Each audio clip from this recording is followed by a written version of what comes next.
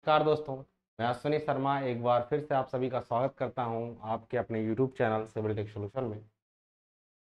आज की क्लास में मैकेनिक्स को थोड़ा और आगे बढ़ाते हैं। क्या क्या पढ़ चुके हैं, क्या क्या आज पढ़ेंगे, एक बार नज़र डाल लेते हैं। पीछे की क्लासेस में हम लोगों ने मोमेंट स्टार्ट किया था और मोमेंट में हम लोगों ने ये सब सारी चीज़ें देख ली थी। क्या क्या एक बार नज़र डालते हैं। हो चुका है, हो चुका है, हो चुका है, हो चुका है। इसमें एप्लीकेशन में लीवर हो चुका। हमें पढ़ना है steel yard and safety valve.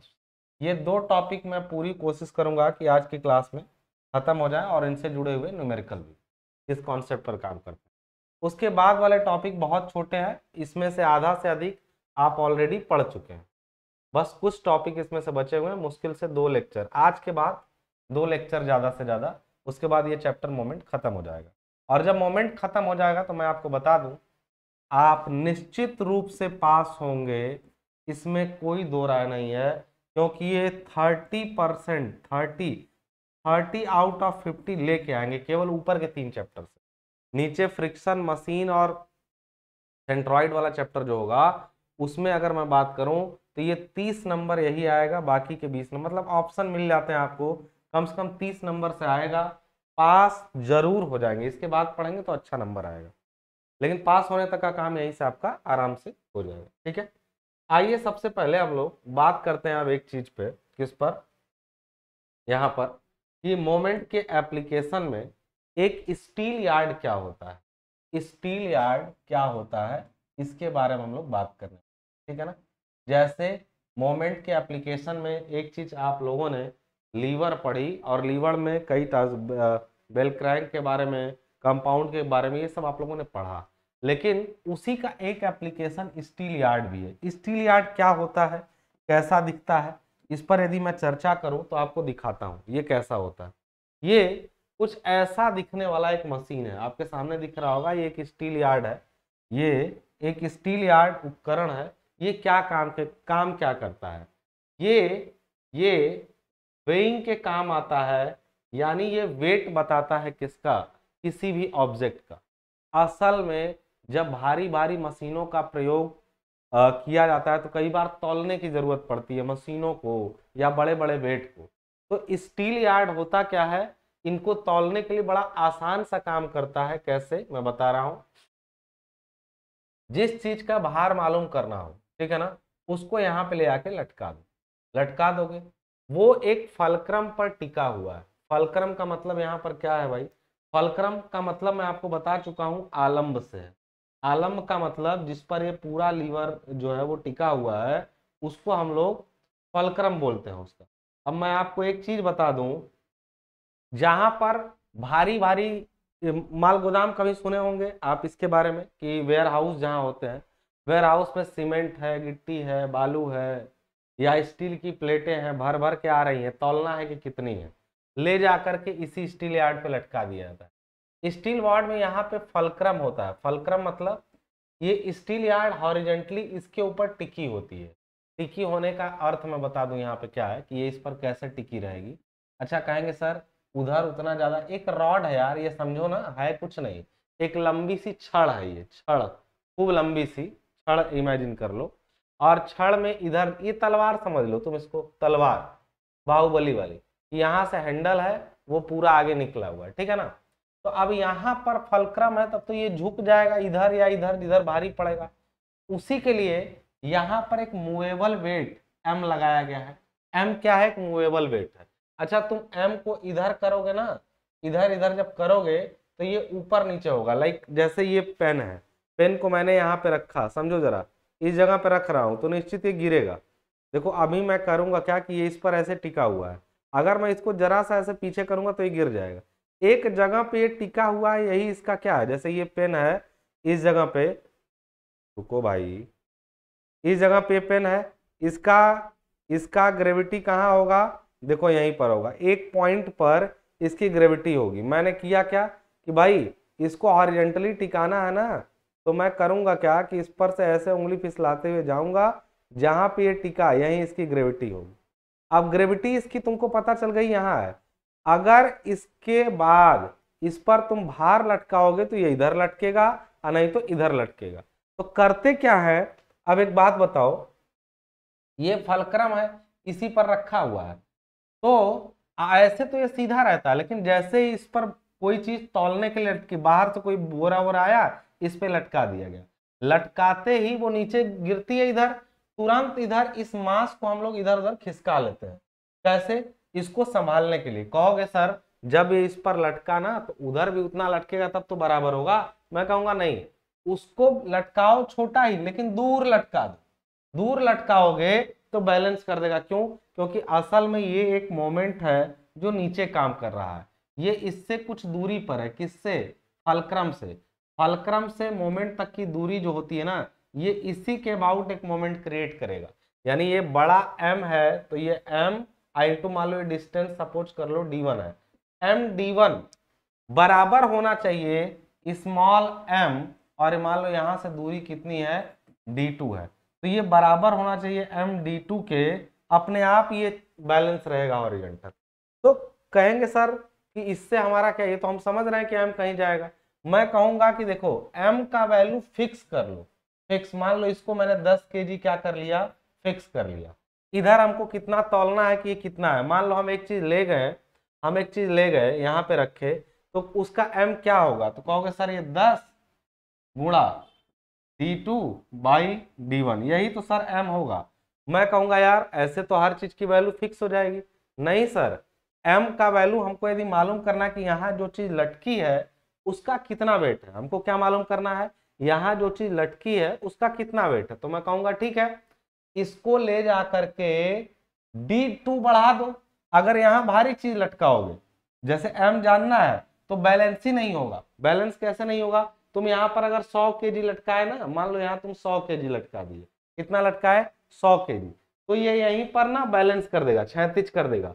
लेकिन जैसे ही तुम इसको 110 करोगे, ये फिर उधर गिरने लगेगा। तुम इसको इधर खिसकाओगे, तो इधर खिसकाओगे तो वो बैलेंस कर देगा।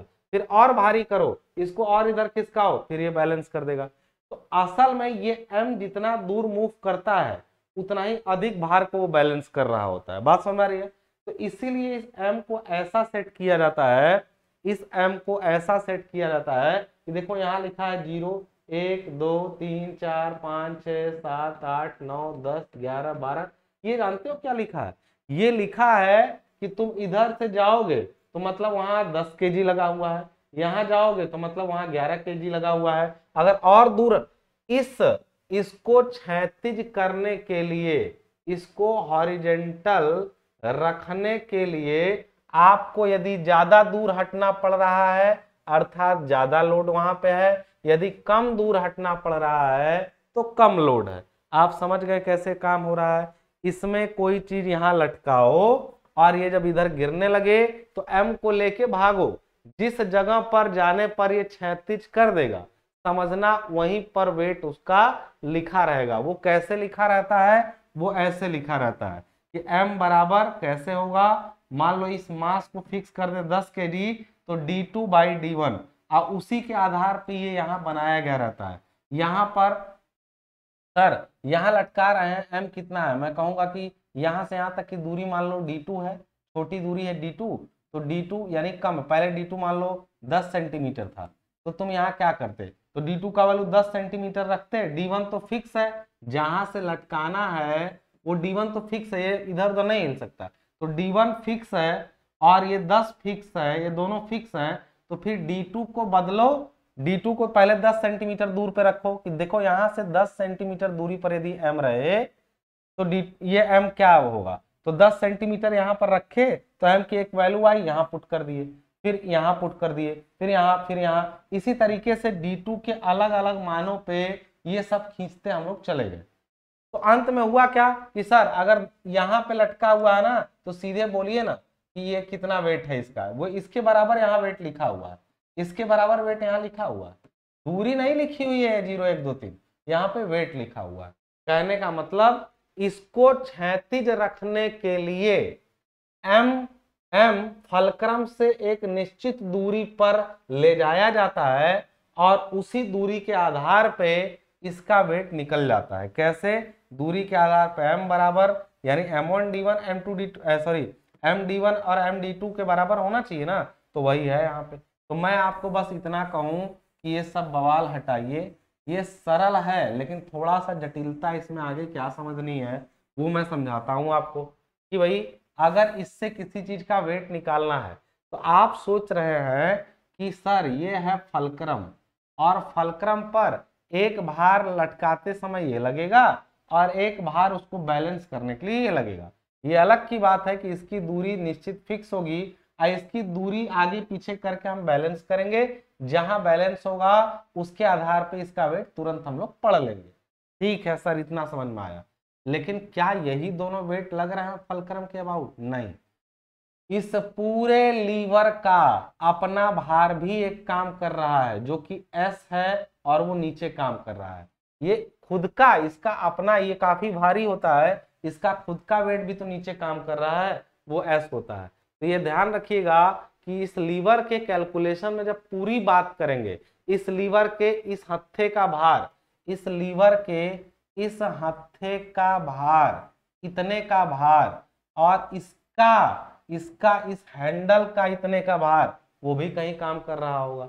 यानी मैं अगर आपको समझाने का प्रयास करूं तो मैं बताऊंगा कि भाई फलक्रम के एक तरफ जितने मोमेंट हैं वो फलक्रम की तरफ कैसा मोमेंट डाल रहे हैं, वो ऐसा मोमेंट डाल रहे हैं, यानी इसको कहेंगे एंटी क्लॉकवाइज।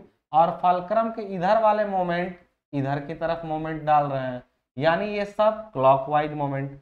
सारे एंटी क्लॉकवाइज सारे क्लॉकवाइज के क्या होंगे? बराबर होंगे। तो इसी को कहते हैं स्टील यार्ड। स्टील यार्ड एक सिंपल मशीन है जो first class simple lever first class क्या था? एक तरफ लोड, एक तरफ एफर्ट, एक तरफ बीच में क्या था? याद करिए, बीच में क्या था? फलक्रम। फलक्रम बीच में होने पर सिंपल लीवर का फर्स्ट क्लास लीवर इसको बताया गया था। यानी मैं कहूंगा कि स्टील यार्ड एक फर्स्ट क्लास सिंपल लीवर पर आधारित मशीन है जो माल गोदाम में वस्तुओं की क्या भार को ज्ञात करने के लिए किया जाता है। इसके एक सिरे पर हुक लटका करके भारों को लटकाया जाता है और दूसरी तरफ स्केल पर एक निश्चित मान के भार को दाएं बाएं खिसका करके इस भार को संतुलित यानी बैलेंस किया जाता है। जितनी दूरी पर यह भार संतुलित होता है उतने ही उसी पर उसके जो भार लटकाया गया है उसका मान लिखा गया होता है, उसको डायरेक्ट पढ़ा जा सकता है। ये देखने से सीधे पता चल रहा होगा। ये सब जो मैं पीछे बोला हूं ना वो कॉपी में लिखना, यदि स्टील यार्ड के बारे में पूछा तो इसी तरह, बाकी नोट्स में भी लिखा हुआ आपको मिलेगा। और इस एम को आगे पीछे करने पर जितना पीछे जाना पड़ रहा है अर्थात यहाँ पर भार उतना ही क्या हो रहा है? बढ़ रहा है। अब स्टील यार्ड के बारे में एक छोटी सी बात मैं बोल दूं कि यहाँ कितने कितने लोड काम कर रहे हैं भाई, और सबका मोमेंट आपको लेना आना चाहिए, सबका मोमेंट आपको लेना आना चाहिए। अर्थात मैं कह सकता हूं कि ये लीवर सिंपल सा दिख रहा है तो मैं इसमें लिख सकता हूँ ये एम जो लगा हुआ है ना, एम यहाँ पे जो लोड लगा हुआ है इस जगह पे, इस एम को इसी जगह पर माना जाएगा तो होगा एम जो लोड है इंटू ए जी, एम इंटू ए जी जो होगा, यानी जी अगर ये पॉइंट है तो अगर एफ मान ले, एफ फलक्रम है यहाँ पे और जी यहाँ तक की दूरी है। तो एक चीज जान लीजिएगा, एम इंटू ए जी प्लस एस, एस कहाँ पे लगा है? इसके सेंटर ऑफ ग्रेविटी पर, एस से लेकर के यहाँ तक एस एफ तक, एस इंटू एस नीचे की तरफ लोड है। और ये मान लो यहाँ पे असल में जी को यहाँ होना चाहिए था, ये सेंटर ऑफ ग्रेविटी है, यहाँ जी को डायग्राम में काट दीजिए, यहाँ जी लिखिए। तो एस इंटू क्या हो जाएगा? जी एफ दूरी। यहाँ पे मैंने लिखा m into a f, sorry m into, इसको भी वो कर लीजिए आप, m into a f plus s into g f बराबर क्या होगा? उधर वाला एम इंटू यहां से यहां तक की दूरी क्या हो जाएगी? एफ बी, एफ से लेके बी तक, एफ बी, ये आपस में बराबर होंगे। यदि किसी का यहाँ पे अगर इतने पार्ट का भी सेंटर ऑफ कुछ ना कुछ वेट यदि दिया हो और इसका सेंट्रोइड कहीं काम कर रहा हो, मान लो स्मॉल डब्ल्यू पे, और यहाँ से फलक्रम से दूरी पता हो, तो वो मोमेंट भी इसमें क्या करेंगे हम लोग? जोड़ेंगे। बात समझ में आ रही है? ये किसके बारे में है? स्टील यार्ड के बारे में। मैं एक बार फिर से दिखा दूं, इधर फलक्रम के एक तरफ के सारे बलों का मोमेंट ले लिया और एक तरफ का। कहेंगे सर इससे क्या फायदा होगा? मैं कहूंगा कुछ नहीं, सिंपल। एफ पता है? हाँ सर पता रहेगा। अभी दिखाता हूं न्यूमेरिकल। एम ही तो नहीं पता, एम ही तो निकालना है। एफ पता है, एस इस पूरे लीवर का भार है। असल में स्टील यार्ड एक तरह का लीवर ही है। लीवर ही तो है जो एक फलक्रम पेटी का है। एक तरफ इधर क्या है? भार, और एक तरफ क्या है? प्रयास। यानी एस क्या है सर? इसका, इस पूरे लीवर का वेट है जो फलक्रम से जीएफ दूरी पे काम कर रहा है। एम क्या है सर? बैलेंस करने वाला है जो कि फलक्रम के दूसरी तरफ है। एम नीचे काम कर रहा है और एफ भी दूरी पर काम कर रहा है। ये आपस में बराबर होंगे। तो सर हम एम तो मशीन का पार्ट है, वो आगे पीछे खिसक रहा है, वो भी पता है। एफ बी जितना दूरी ये जाएगा वो भी पता है। जीएफ वो भी पता है क्योंकि जी से सेंटर ऑफ ग्रेविटी फलक्रम की दूरी मशीन का पार्ट, ये भी पता है। सर एस लीवर का भार, वो भी पता है। केवल एक ही चीज नहीं पता है जो बदलती रहती, कभी कुछ होती है कभी कुछ। जैसे ही ये एम क्या होगा? बदलेगा, वैसे ही सीधे एफ बी बदलेगा। बाकी सब तो फिक्स है, ये सब फिक्स है। एम के साथ केवल एफ बी बदलेगा। यहाँ पे एम बढ़ाओगे तुरंत एफ बी की वैल्यू बढ़ जाएगी, बी और दूर चला जाएगा। एम की वैल्यू घटाओगे, बी और नजदीक आ जाएगा। तो जब सब मालूम हो, सब मालूम हो तो ये तो पता चल ही जाएगा। बस यही कहानी है इसके पीछे, बस यही इसके पीछे की कहानी है। इससे इतनी ही बात को आपको नोट्स में भी समझाया गया है। यदि आप यहां समझ गए तो काम कर जाएंगे, नहीं समझे तो जरा देखिए एक न्यूमेरिकल क्या कह रहा है। एक स्टील यार्ड की संगति यानी उसका खुद का संगति यानी मास, यानी इसको इंग्लिश में कहेंगे mass of steel yard is 5 kg। यानी स्टील यार्ड मैं यहां बना लेता हूं, मैं यहां पर एक स्टील यार्ड, मैं यहां पे एक स्टील यार्ड बना लेता हूं। चलिए बन गया स्टील यार्ड, ठीक है, स्टील यार्ड बना लिया मैं। अब मैं यहां पे एक फलक्रम बना लिया, एक फलक्रम पे टिका हुआ है। और फिर उसके बाद हमने इसी में लगे हाथ यहां से लटका दिया मांस लटकाने की व्यवस्था। चलिए हमने मांस लटकाने की व्यवस्था लगाई, यहाँ पे मांस आप हम लटका सकते हैं, ठीक है ना। स्टील यार्ड बन गया हमारा। इसका खुद का संगति 5 kg, यानी इस पूरे जो ये लटका हुआ है ना, इसका 5 kg है। इसका गुरुत्व केंद्र जी आलम्ब यानी फलक्रम से 5 सेंटीमीटर की दूरी पर है। इसका खुद का गुरुत्व केंद्र जी, मान लो ये जी यहाँ पे है, जी है यहाँ पे, और वो फलक्रम से, फलक्रम का मतलब ये वाली लाइन, फलक्रम मतलब ये वाली लाइन जो है यही फलक्रम है। ये फलक्रम से 5 सेंटीमीटर क्या है? दूर है। क्लियर है? 5 सेंटीमीटर दूरी है किसकी? गुरुत्व केंद्र की। इसका भार, कहेंगे सर गुरुत्व केंद्र क्या होता है? जहां पर इस लीवर का भार काम करेगा वही इसका गुरुत्व केंद्र होगा। ये कितना है इसका भार? कहेंगे सर ये 5 kg है। लीवर का भार 5 kg है जो अपने गुरुत्व केंद्र पर काम कर रहा है। इतने में कोई दिक्कत कोई नहीं सर, फलक्रम से 5, ठीक है, इतना समझ में आया। कह रहा है कि तोली जाने वाली संगति m, यानी इससे जिस चीज का भार मापना है m, आलम्ब से 10 सेंटीमीटर की दूरी पर है। यानी देख रहा हो आलम्ब यानी फलक्रम ये f है, इससे 10 सेंटीमीटर दूर एक चीज नीचे लटकाई गई है जिसका मास क्या m है। तोली जाने वाली मतलब जिसको तौलना है, जिसका मापना है, उसका मास m है, उसका मास m है, और वो फलक्रम से 10 सेंटीमीटर दूर यहाँ पे लटकाई गई है, ठीक है, लटकाई। सरकने वाली संगति यानी स्लाइडिंग मास वो 1 kg है, यानी ये कहीं पर स्लाइडिंग मास 1 kg इधर लटका हुआ है।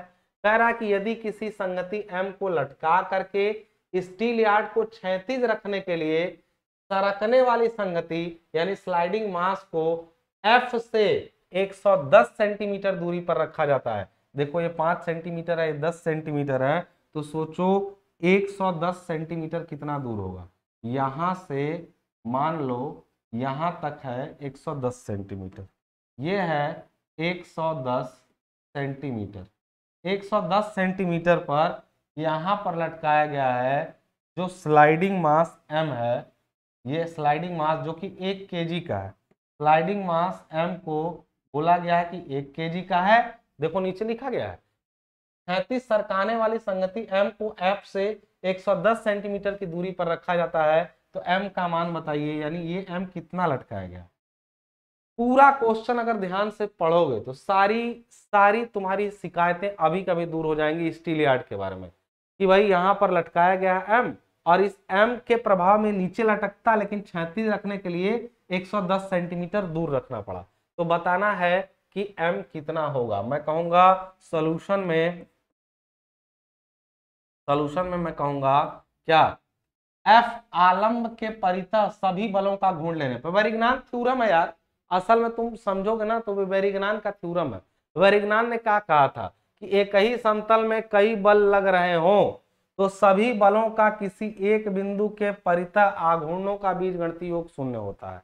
यानी ये समेशन ऑफ मोमेंट से भी लगा सकते हो। अब चाहे तुम ऐसे कहो कि सर F के अबाउट जितने बल लग रहे हैं सबका अलजेब्रिक सम ले लें, तो भाई अलजेब्रिक सम का मतलब ये बल M लग रहा है, ये 5 kg लग रहा है, दोनों का लोगे सर ये दोनों बल F के अबाउट एंटी क्लॉकवाइज हैं तो प्लस प्लस, लेकिन एक बार सर क्लॉकवाइज है तो माइनस, और सब बराबर 0 होंगे। वेरिग्नान ने कहा था तो मैं उसी को लगा देता हूं।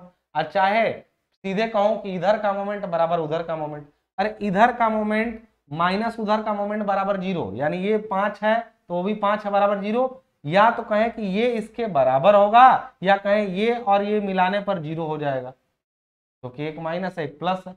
तो मैं इसको कैसे भी कर सकता हूं, मैं बस इतना कह रहा हूं कि तुम F के अबाउट सबका मोमेंट लो, ठीक है। यानी मैंने लिखा टेकिंग मोमेंट अबाउट F, यानी F के परितः सभी बलों का आघूर्ण लेने पर, तो मैं क्या कहूंगा, F से पहला बल है M, यानी मास M है, M कितनी दूरी पे है 10 सेंटीमीटर, लिख दिए 10 सेंटीमीटर, लेकिन ये कैसा मोमेंट है बताओ, एंटी क्लॉकवाइज। प्लस प्लस दूसरा इसका खुद का भार 5 kg है, चलो भैया 5 kg कितनी दूरी पे है 5 सेंटीमीटर, कैसा है ऐसा। फिर दूसरा बल एक और प्लस ही में उसको भी ले सकते हैं, या सीधे देखो, या तो इतने के बाद प्लस लगा के उसको भी ले लो M को, M बराबर 1 kg कितनी दूरी पे है 110, और इधर निशान बना दो उल्टा, तो अब बराबर होगा 0, यानी समेशन ऑफ M बराबर हमने यहाँ पे लिखा है 0। होता भी है किसी, अगर कोई चीज क्षैतिज समतल अवस्था में क्षैतिज रुकी हुई है तो सभी बलों के आघूर्णों का बीजगणितीय योग शून्य, कहोगे बीजगणितीय योग, तो कहोगे सर आप तो सबको जोड़े हैं कैसे शून्य होगा। मैं कहूंगा जो ये निशान है अगर वो प्लस है तो ये माइनस लो, और अगर ये माइनस लो तो वो प्लस लो, तो हम चलो इन्हीं को प्लस लेते हैं, यानी 10M प्लस 5 पचे 25 kg सेंटीमीटर, और माइनस में ले लेंगे 110 kg सेंटीमीटर बराबर 0, यानी मैं यहीं से लिख सकता हूं, देखो 10M को इधर छोड़ें तो बाकी दोनों उधर जाएंगे, तो 110 है उधर और माइनस में 25, 110 जाएगा 0 के उधर तो प्लस में होगा, उसमें से 25 घटेगा तो 110 में से 25 गया तो आएगा 85, यानी M बराबर हो जाएगा 8.5 क्या kg, क्या हो जाएगा 8.5 kg। ये वैल्यू हो गई आपके किसके, जो संगति उस पर लटकाई गई है उसका वैल्यू होगी। क्लियर है सभी को कि सर M जो होगा उसका वैल्यू होगा 85 kg। कैसे हुआ है सबको क्लियर है, बिल्कुल केवल मोमेंट लिया गया है।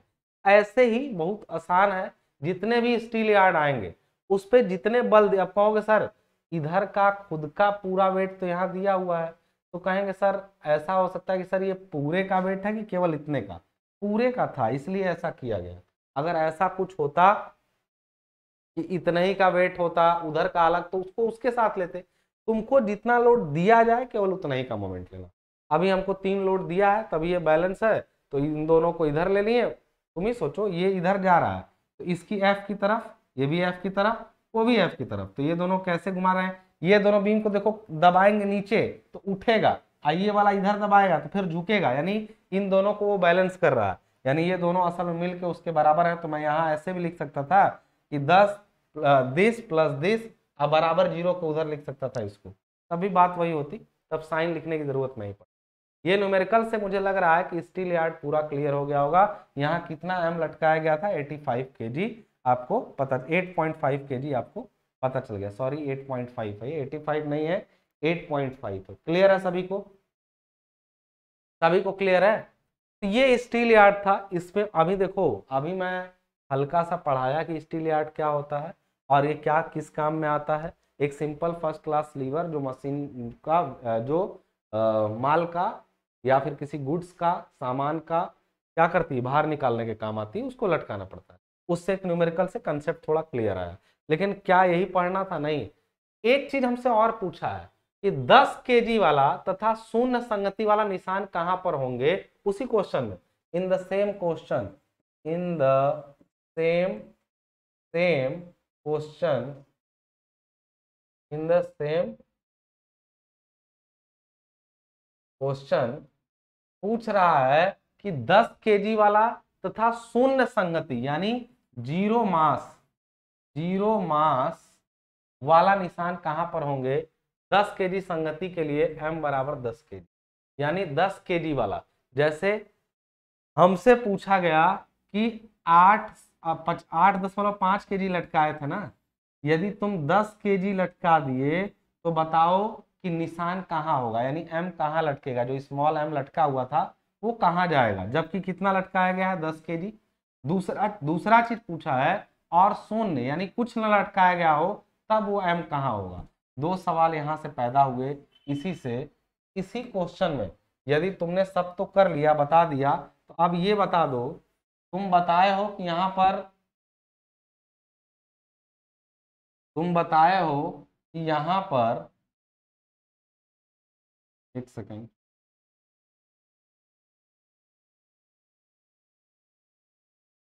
उसको तुम बताए हो कि यहाँ पर, ठीक है ना, कि भाई यहाँ पर m बराबर 8.5 kg लटकाया गया है। पहला सवाल ये था कि यदि 10 kg लटकाया गया हो तो ये m कहाँ होगा, यानी देखो, यानी निशान उसका निशान कहाँ होगा। जैसे अभी के केस में तो ये बताया गया है कि ये 110 सेंटीमीटर दूर है, तो मान लेते हैं कि x दूरी पर होगा। माना यहाँ सपोज, इसी क्वेश्चन को आगे बढ़ाएं, सोल्यूशन में फिर से दे रहा हूं।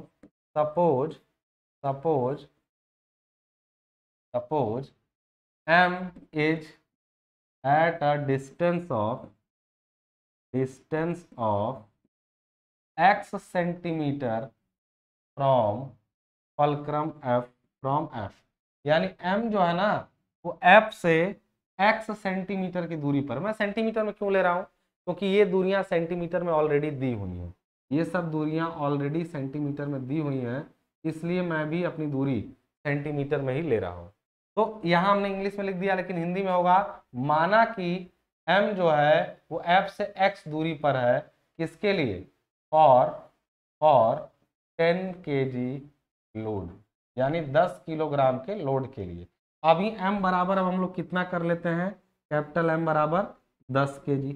तो भाई कहानी वही है कि 10 kg को अब हम लोग गुणा करेंगे 10 kg, और मान लिया है कि अब जो मोमेंट हमारा लटका हुआ है ना, ये जो मोमेंट बेचारा है वो कहीं यहाँ पर है। पहले से देखो नजदीक आएगा कि दूर जाएगा मुझे नहीं मालूम, अभी 110 पे था, तो ये पुराने वाले क्वेश्चन में। अभी के लिए मैं अगर कहूंगा,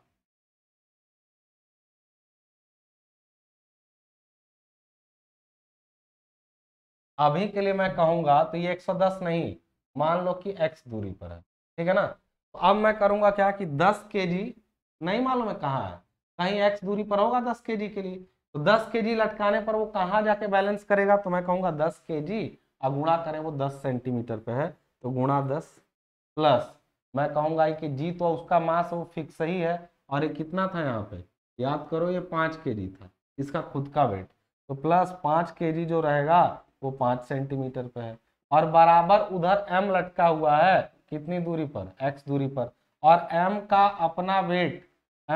अपना वेट जो है वो कितना है, 1 kg था ना, 1 kg अगुणा x दूरी पर, यही ना। तो अब सॉल्व कर लो, इसमें क्या अननोन है, केवल x, बाकी सब, यानी यहाँ पर हो जाएगा 10 गुणा 10 यानी 100 प्लस 5 kg और 5 सेंटीमीटर, 5 पचे 25।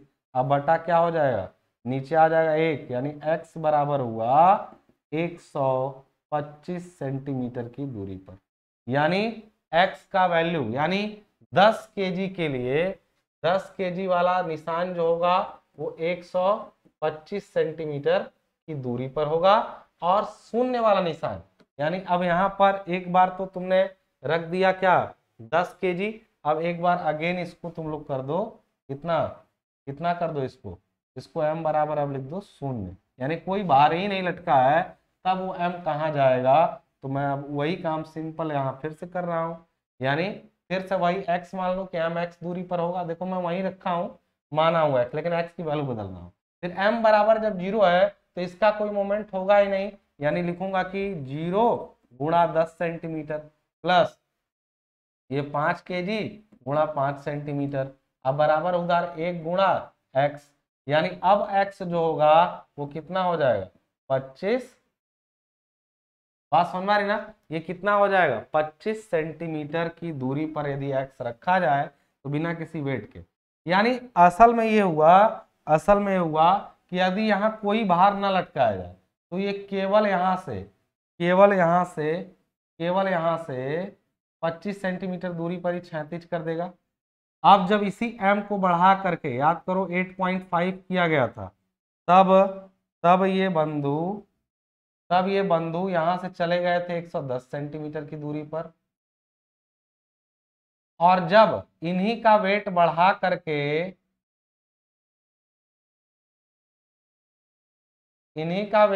करके जब ये m बराबर, और जब इन्हीं का वेट m बराबर 10 kg किया गया तो यही चले गए यहाँ से दूर, पहले 25 सेंटीमीटर, फिर आपका यहाँ से 110 सेंटीमीटर, कितने पर m का वेट वही है, और फिर अंत में ये चले गए यहाँ से यहाँ तक 125 centimetre.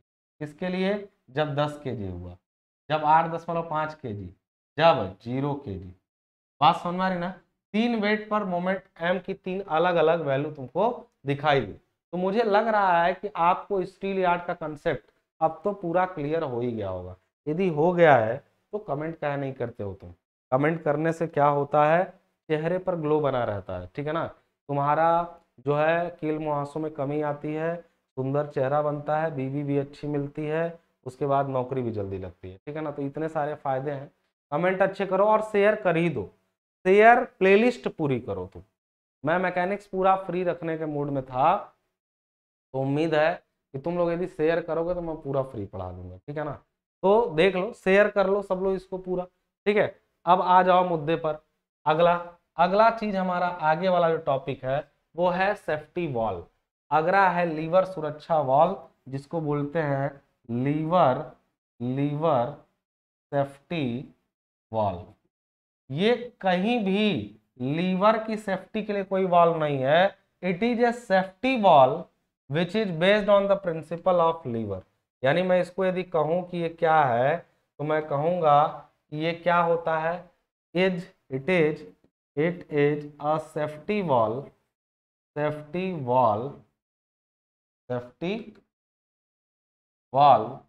Based on the principle of lever, based on the principle of liver.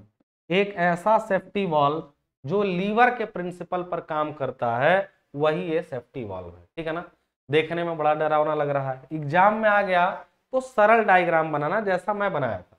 जैसे तुमने अभी देखा कि सर इतना खतरनाक था स्टील यार्ड, सर इतना खतरनाक था, फिर भी ये उतना ज्यादा नहीं है, ये उससे ज्यादा वो लग रहा होगा। अभी लग रहा है क्योंकि तुम उसको समझे नहीं हो।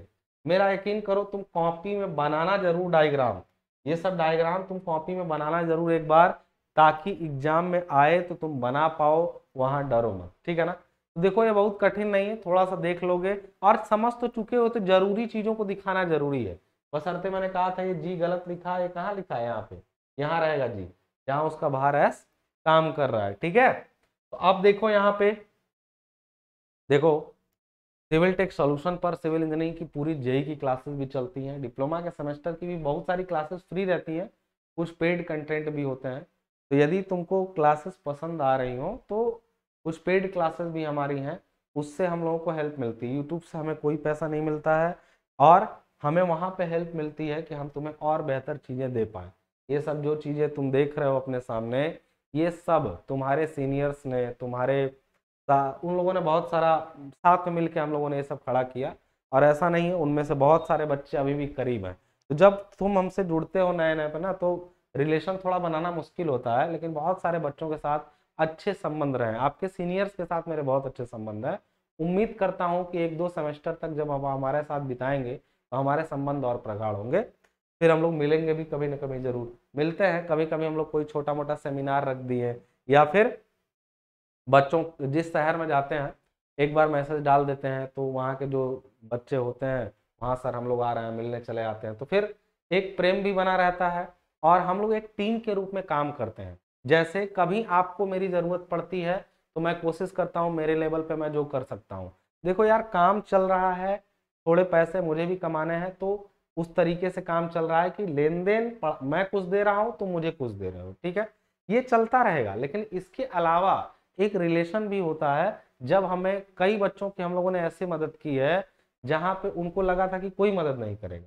It's not about the money only. मैं यहां तक मैं बता चुका हूं, मैं अननोन स्टूडेंट को मैं ब्लड भी दे चुका हूं। मैं आपको इस तरह से समझा सकता हूँ। तो हम लोग इस टाइप से रिलेशन में भी बंधे हुए हैं, ठीक है। और लेकिन ये नहीं कि आप ऐसे अननोन फोन करके कुछ भी बोलेंगे तो हम मान लेंगे। संबंध धीरे धीरे बनता है और एक समय पर हमारा आपसे स्थापित होगा, इसकी मुझे पूरी उम्मीद है, ठीक है। चलिए आगे चलते हैं, ठीक है। ज्यादा बात नहीं कर पाता हूँ इसलिए थोड़ा थोड़ा बीच में कभी कभी कर लेता हूँ, लाइव मिलता नहीं। एग्जाम टाइम में जो रिवीजन क्लास चलेगी ना, मैं इन सारे सब्जेक्ट का, जो भी आपके सब्जेक्ट है ना, सबका रिवीजन क्लास लेके आता हूँ। उन बच्चों के लिए जो सच में एकदम पैसा नहीं देना चाहते हैं, नहीं हम यूट्यूब से ही पढ़ेंगे, तो वो लोग करें। लेकिन ये जो धीरे धीरे बच्चे पढ़ रहे हैं ना, उसका लाभ उनको बाद में मिलेगा। इसको ऐसे समझिएगा कि आप हाई स्कूल में थे, आप मैथ बढ़िया से पढ़े, मैथ का चैप्टर भी याद है, रूल भी, लेकिन जो सब्जेक्ट तुमने उस समय जल्दी जल्दी में पढ़ा, पास भी हो गए, नंबर भी आ गए। सोशल साइंस तुमने जल्दी जल्दी में पढ़ा, आर्ट कभी पढ़ा कभी नहीं पढ़ा, तो उसके चैप्टर के नाम तक नहीं मालूम रहते हैं और एक टाइम पे वो आता है सामने आगे जा करके। इसलिए कोई चीज धीरे धीरे रोज पढ़ना और कोई चीज एक ही दिन अचानक से पढ़ना, दोनों में नंबर आता है, दोनों में बच्चा पास हो सकता है, लेकिन वो याद नहीं रहेगा जिसको जल्दी में पढ़ा गया है। तो जल्दी में पढ़ा के मैं तुम्हारा एग्जाम निकलवाऊंगा, चिंता मत करो। लेकिन अगर तुम एप्लीकेशन पे धीरे धीरे पढ़ते हो और नोट्स वगैरह खुद से बनाते हो, तो यकीन मानो तुमको वो लंबे समय तक चीजें याद रहेंगी, तो तुमको पता नहीं चलेगा कि कॉन्फिडेंस अंदर से, ठीक है ना। खत्म होता है, इसको आप देखते हैं। तो अब यहाँ पे हम लोग बात कर रहे थे सेफ्टी वॉल्व की। मैंने कहा कि it is a safety valve based on the principle of lever, यानी एक सेफ्टी वॉल्व होता है जो लीवर के प्रिंसिपल पर काम करता है। कहेंगे सर कैसे, मैं बताता हूँ। इसको लिखने के बजाय समझिए, क्योंकि लिखा हुआ तो आपको नोट्स में मिल ही जाएगा कि क्या है। पहले मैं जो बोल रहा हूँ उसको सुनिए। एक बात बताइए, एक यदि कोई गैस होता, गैस का सिलेंडर, सपोज करो एक गैस का सिलेंडर है, इसमें भयंकर गैस भरी हुई है, भयंकर गैस भरी, या ये गैस की एक पाइप है जिसमें, सुनो ध्यान से, गैस की एक पाइप है जिसमें यहां से गैस इधर की तरफ जा रही है, कहीं से भी भरा हुआ है, काफी प्रेशर में है। हो सकता है, हो सकता है, समझो ये किताब में डायग्राम देता है, बच्चों को समझ में नहीं आता है कहता क्या है। ये गैस की पाइप है, इसके अंदर जो है भारी प्रेशर से गैस भरी हुई है और गैस का प्रेशर ऐसे लग रहा है। हो सकता है कि गैस का दाब इतना तेज लगे, इतना तेज लगे इस पर गैस का दाब कि ये क्या हो जाए, पूरा सिलेंडर में क्या हो जाए, ब्लास्ट, यानी इसकी दीवारें क्या हो जाए, फट जाए। तो इसके लिए, इससे बचने के लिए यहाँ पर पाइप में या सिलेंडर में जगह जगह पे होल बना करके ना, होल बना करके ऐसे ऊपर से उसके साथ ये सिस्टम लगाया जाता है जिसको बोलते हैं सेफ्टी वॉल्व। सेफ्टी वॉल्व कैसे काम करता है, बहुत सरल तरीके से काम करता है, सिंपल तरीके से। कैसे, जब इसमें प्रेशर ज्यादा होता है ना, तो देखो ये यहां पर पाइप में ये फिक्स पॉइंट है जो फलक्रम है, फलक्रम है, फलक्रम से जुड़ी हुई एक लीवर है। देखो एक लीवर यहां से यहां तक है, यहां से जुड़ा है, यहां से जुड़ा है, तो इसको कहेंगे कि इसमें लोड बीच में आ रहा है। ये लोड है, एक तरीके से प्रयास का काम कर रहा है। एक सेकेंड, सॉरी। तो इसमें अब देखिए यहाँ पे अगर मैं सोचूं कि ये कैसे काम करेगा, तो ये है फलक्रम। इसमें यहां पर देखो, यहां पर कर अगर पाइप में प्रेशर है तो ये प्रेशर इसको इधर डालेगा, लेकिन इस लीवर के इस सिरे पर एक लोड नीचे डब्लू हम लोग लगा रखे हैं पहले से। हम लोग यहाँ पर एक लोड डब्लू लगा रखे हैं, ठीक है। तो डब्लू एक भारी चीज है ना, डब्लू असल में एक वेट है जो इसको देखो पूरे को नीचे किए हुए है। लेकिन जब ये प्रेशर खूब ज्यादा बढ़ेगा ना, तो ये पूरा यहां से एक लोड लगाएगा और इस डब्लू को पूरा ऊपर उठाएगा। उठने से वाल्व खुलेगी और गैस बाहर निकल जाएगी, और तब तक बाहर निकलेगी जब तक कि वापस से इसमें प्रेशर नॉर्मल ना हो जाए। तो इसको ऐसा इस लोड को ऐसा बनाया जाता है ताकि इसमें जब प्रेशर बढ़े तो सिलेंडर फटने से पहले ये इसको ऊपर उठा दे। यहां पर देखो ये फिक्स है ना, ये जब प्रेशर इधर से लगेगा, ये प्रेशर जैसे इस पर लगेगा ये उठ जाएगा ऊपर और उठा देगा। तो कहेंगे सर इसका मोमेंट से क्या लेना देना, इस सेफ्टी वाल्व को मैं बताता हूं। ये है फलक्रम। फलक्रम से कुछ दूरी पर एक लोड लगा हुआ है, इसको उठाना है। तो ये लोड है, बीच में प्रयास लग रहा है, प्रयास यानी ये एक तरीके से अगर हम लोग इसको कह सकते हैं कि ये फर्स्ट क्लास का लीवर नहीं है। ये एक तरीके से अगर हम लोग इसको प्रयास माने इसको, तो ये थर्ड क्लास का सिंपल लीवर कहा जाए। अब प्रयास यार कई बार बोलचाल में कह सकते हो कि इस लोड को रोकने के लिए ये प्रयास है या इस लोड को उठाने के लिए ये प्रयास है। तो ये कह सकते हैं कि इसको सेकंड क्लास या थर्ड क्लास का लीवर कहा जा सकता है, लेकिन निश्चित रूप से फर्स्ट क्लास का नहीं हुआ, क्योंकि फलक्रम बीच में नहीं है, फलक्रम किनारे। तो आप कहोगे सर कि सर ये बताइए प्रेशर ज्यादा हुआ तो अंदर से प्रेशर सर पी लग रहा होगा, तो मैं कहूंगा पी जो लग रहा है वो फलक्रम के अबाउट कौन सा मोमेंट, पी की दिशा तो बाहर होगी ना, पी की दिशा तो बाहर होगी, तो पी फलक्रम के अबाउट इस लीवर को रोटेट कराएगा, उठाएगा। तो उसकी दूरी तो यहां से कम है, तो पी प्रेशर सर इसको उठाएगा और एक एंटी क्लॉकवाइज मोमेंट क्रिएट करेगा, ठीक है। लेकिन ये कैसे उठा पाएगा, नॉर्मल प्रेशर पे नहीं उठेगा। क्यों? क्योंकि डब्लू जो कि छोटा ही है लेकिन काफी दूर है, तो ये इधर क्रिएट करेगा एक क्लॉकवाइज मोमेंट। ये क्लॉकवाइज मोमेंट इधर खींचे पड़े है और ये एंटी क्लॉकवाइज मोमेंट दे रहा है। तो ये एक दोनों, जब प्रेशर इतना बढ़ जाएगा कि W इंटू ये ऊपर लीवर की पूरी यहां से यहां तक की लंबाई का मोमेंट हल्का पड़ जाए और P इसके अबाउट घूम के ज्यादा मोमेंट क्रिएट कर दे, तो समझिए उस समय प्रेशर बहुत बढ़ चुका है और लीवर क्या तुरंत उड़ जाएगा, प्रेशर रिलीज करा देगा। तो ये घूर्णों के ही सिद्धांत पे काम कर रहा है ये लीवर, इसीलिए इसको बोला गया लीवर सुरक्षा वाल्व। असल में इसका नाम होना चाहिए था सुरक्षा वाल्व। केवल ये सुरक्षा वाल्व है, ये सुरक्षा वाल्व है, लेकिन किस पर आधारित है, लीवर की बनावट पर ये आधारित है। तो मैं सीधे सीधे यही कह सकता हूं कि भाई अगर इसके बारे में भी डाटा दिया गया हो तो हम लोग आराम से लिख सकते हैं। इसको पूरा मैं समझा दिया कि कैसे ये काम करता है। बड़े बड़े बॉयलर में, सिलेंडर में जब प्रेशर के कारण पाइप के या सिलेंडर के फटने का भय होता है, तो उसके लिए लीवर सुरक्षा वाल्व यानी लीवर सेफ्टी वाल्व प्रयोग की जाती है। लीवर सेफ्टी वाल्व में एक लीवर के द्वारा इस तरह से दबाई गई रहती है कि प्रेशर बढ़ने पर लीवर अपने आप उठ जाता है, गैस रिलीज हो जाती है या प्रेशर रिलीज हो जाता है। जरूरी नहीं कि गैस ही भरा हो, इसमें लिक्विड भी भरा हो सकता है। ध्यान रखिए, पानी का भी दाब बहुत तगड़ा होता है, वो भी भरा हो सकता है। तो इसके आधार पर हम लोग साफ सुथरे शब्दों में कह सकते हैं ये लीवर के उस पर आधारित एक उपकरण है। अब देखिए इससे हम लोगों से क्वेश्चन पूछ दिया, कह रहा है कि एक सुरक्षा वाल्व की छड़ का भार 40 न्यूटन है। बात फिर वही फंसाया, सुरक्षा वाल्व जो है ना उसकी छड़, चलो ये है हमारी सेफ्टी वाल्व, इसकी छड़ का अपना भार 40 न्यूटन है। इसका गुरुत्वाकर्षण केंद्र वाल्व के केंद्र से, वाल्व यहीं पे कहीं लगा होगा, मान लो ये इसका वाल्व का चैम्बर है, ये वाल्व का चैम्बर है, ठीक है ना, ये वाल्व का चैम्बर है, मान लो ये वाल्व का चैम्बर है, ठीक है। और ये वाल्व को यहाँ से सिलेंडर द्वारा बंद किया गया है। मान लो वाल्व को यहाँ से सिलेंडर द्वारा बंद किया गया है, ठीक है, इसी का वाल्व। अब वाल्व का केंद्र जो है वो कहीं यहाँ पे होगा। वाल्व के केंद्र से इसका गुरुत्व केंद्र कुछ दूर है, और यहाँ पे और यहाँ पर और यहाँ पे ये इसके साथ जुड़ा हुआ है ऐसे, ये इसके साथ ऐसा जुड़ा हुआ है, इसके साथ ये ऐसा जुड़ा हुआ है,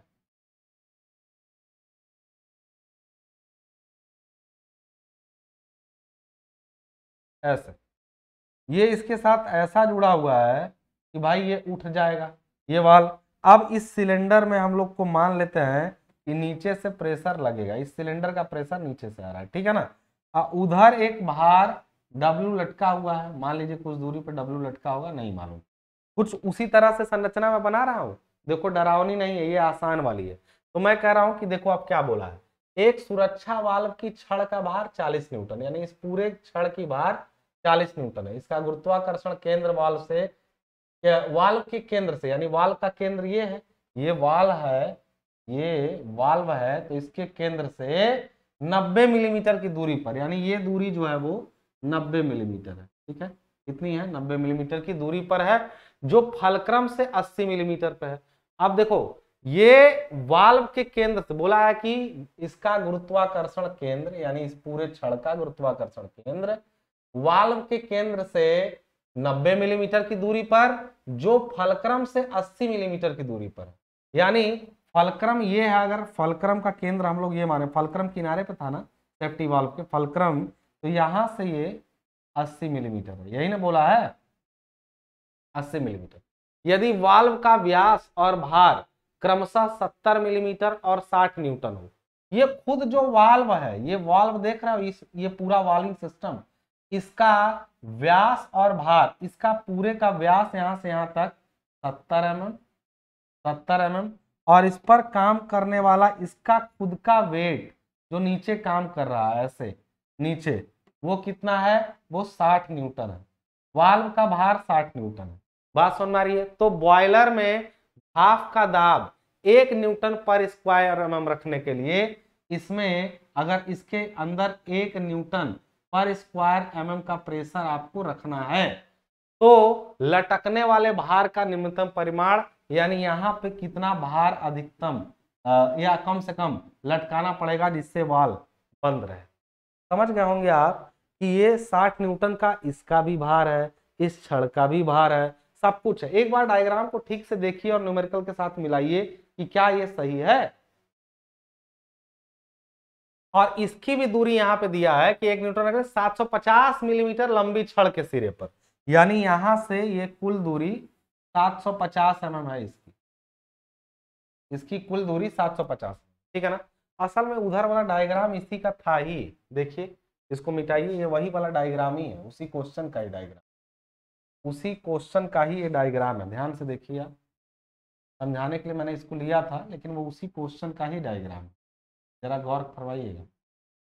देखिए यहाँ पे क्या लिखा है,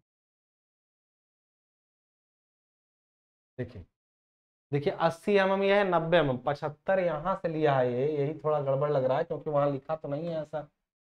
लीवर की सुरक्षा छड़ का भार 40, एक सुरक्षा वाल्व की छड़ का भार 40 न्यूटन, यानी छड़ का अपना भार जो इसके सीजी पर काम कर रहा है वो 40 न्यूटन है, ठीक है। इसका गुरुत्वाकर्षण केंद्र, गुरुत्वाकर्षण वाल्व के केंद्र से 90 मिलीमीटर, ठीक है। फिर कह रहा जो फलक्रम से 80 मिलीमीटर, फलक्रम ये एफ है, यहाँ से 80 मिलीमीटर, ठीक है। यदि वाल्व का व्यास 70 और भार 7 न्यूटन हो, इसका 70 मिलीमीटर व्यास, 60 न्यूटन का लोड हो, तो बॉयलर में भाप का दाब 1 न्यूटन पर स्क्वायर mm रखने के लिए 750 मिलीमीटर लंबी छड़, अब ये छड़ यहाँ से शुरू किया है, वो हमको लग रहा है कि छड़ यहाँ से पूरी होगी, यही मेरा मन है। ये देखो 750 यहाँ से दिखाया है, तुम यहीं से लो यार, समझ रहे हो, क्योंकि छड़ ये पूरी लीवर की ये पूरी लंबाई छड़ में ली जाती है, ना कि यहाँ से कहीं कोई यहाँ पे कहना नहीं कि ये छड़ की लंबाई है या कुछ भी, ठीक है। एक चीज में डाउट है कि इसने नहीं बोला है कि ये इसका गुरुत्व केंद्र किस साइड में है। देखो ध्यान से, यहाँ पे गुरुत्व केंद्र यहाँ भी हो सकता है इसका भार यहाँ भी लटका हो सकता है भार इसका यहाँ भी लटका हुआ हो, ठीक है। लीवर का खुद का भार 90 इधर ले लिया, 80 इधर, ये सब डाउट में क्वेश्चन डाला है, ये क्वेश्चन उतना अच्छा नहीं है, लेकिन हाँ मैं बस ये दिखा दूंगा क्योंकि ये बोला देखो मैंने 90, ये 80 क्या किया है, फलक्रम से इसका केंद्र 80 लिया है और इसको 90 लिया है। इसका मतलब ये कह रहा है कि गुरुत्व केंद्र इस लीवर का इस साइड में काम कर रहा है, मैंने इस साइड ही फलक्रम को और गुरुत्व केंद्र को ले लिया है। तो इस चक्कर में देखो समझ लो, मैंने देखो यहाँ पे ये 80 लिया है यहां से यहां तक और 90, जबकि क्वेश्चन में इस चीज को ठीक से मेंशन नहीं किया है। बोला गया है कि इसका गुरुत्वाकर्षण केंद्र वाल्व के केंद्र से 90 मिलीमीटर, वाल्व के केंद्र से 90 मिलीमीटर पर इसका गुरुत्वाकर्षण केंद्र है। ठीक है, जो फलक्रम से 80 मिलीमीटर, अरे 90 मिलीमीटर की दूरी पर है, जो फलक्रम से, अच्छा ठीक है, रुकिए रुकिए 1 मिनट, पहली बात के रुक के करेंगे क्या, मैं बता रहा हूँ, 1 मिनट रुक जाइएगा जरा।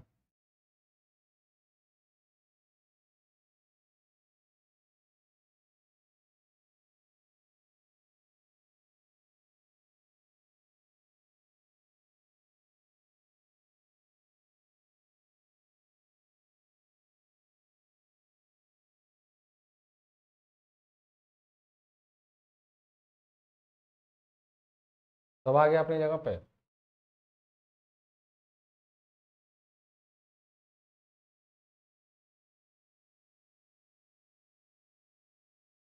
चलो भाई ठीक है,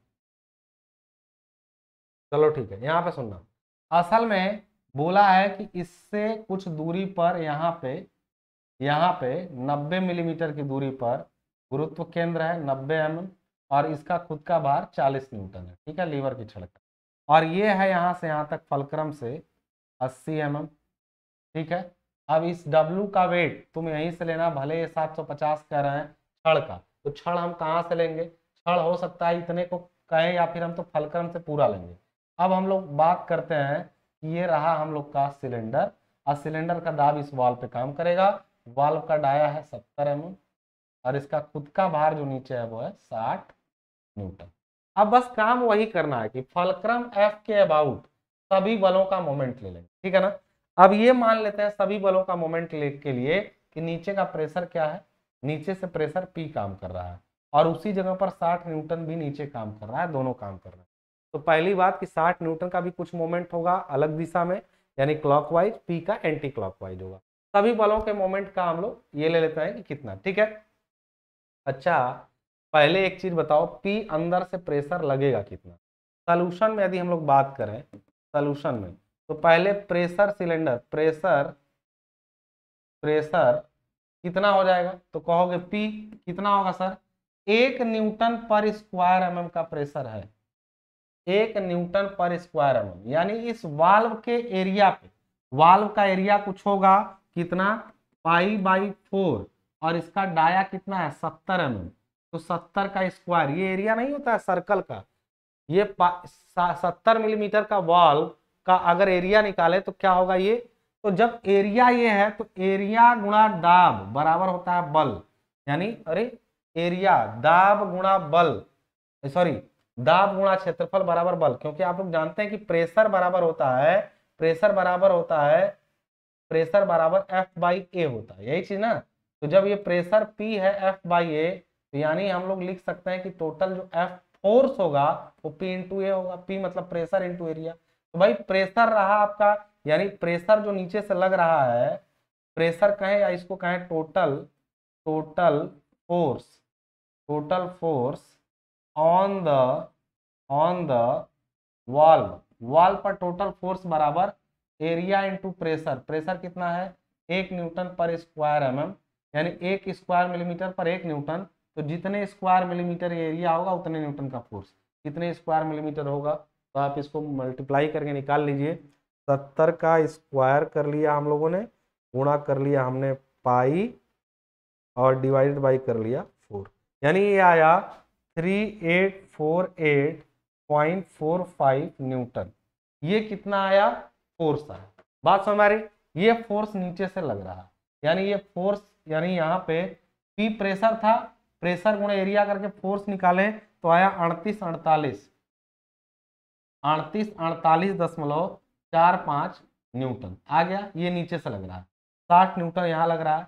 अब हम लोग अगर सभी बल मालूम चल चुके हैं, कैसे, बस एक W नहीं मालूम है। कह रहा है कि लटकने वाले निम्नतम भार यानी W कितना होगा।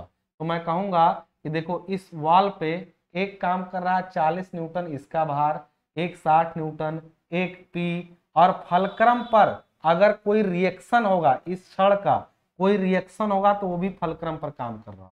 यानी इस पर कोई रिएक्शन होगा, यदि मान लो, रिएक्शन का मतलब क्या होता है, फलक्रम यहाँ पे छड़ रखी हुई तो कोई दाब नीचे काम कर सकता है। रिएक्शन मान लेते हैं आर है, या आर ए था, या आर मान लेते हैं, रिएक्शन आ रहा है।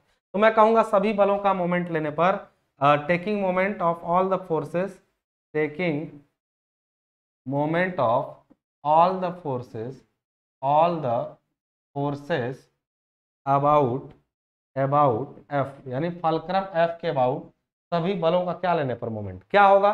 तो एक बल तो आर है लेकिन उससे कोई दूरी नहीं, उसी पे लगी रहा है फलक्रम पे, तो आर का अपना मोमेंट हो जाएगा 0। अब प्लस, अब फलक्रम पर हम बाकियों का मोमेंट ले रहे हैं, जैसे 60 वाले का मोमेंट लें और वो कितनी दूरी पर है 80 mm, तो फिर ये 48 वाला भी तो 80 mm, तो इससे अच्छा यार पहले इन दोनों को आपस में घटा लें, यानी 48 में से माइनस कर दें 60, तो आएगा 37 88 ऊपर की तरफ, क्योंकि इसमें से ये घट चुका है। 37 88.45 को हम लोग गुणा कर दें किससे, 80 से।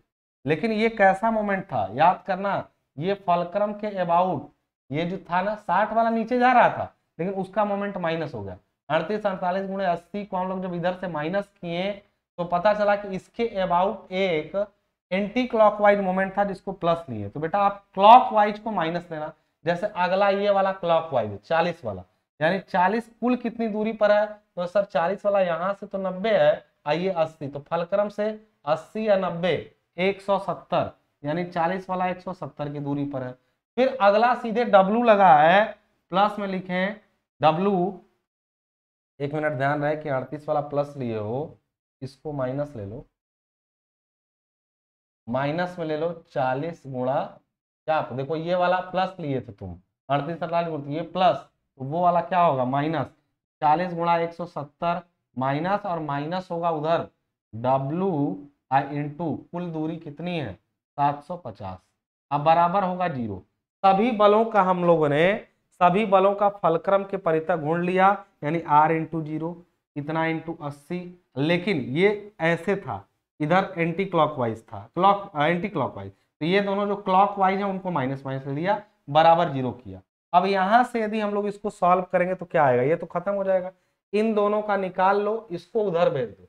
यानी मैं अगर साफ सुथरे शब्दों में कहूं तो W गुणा 750 बराबर इन दोनों का,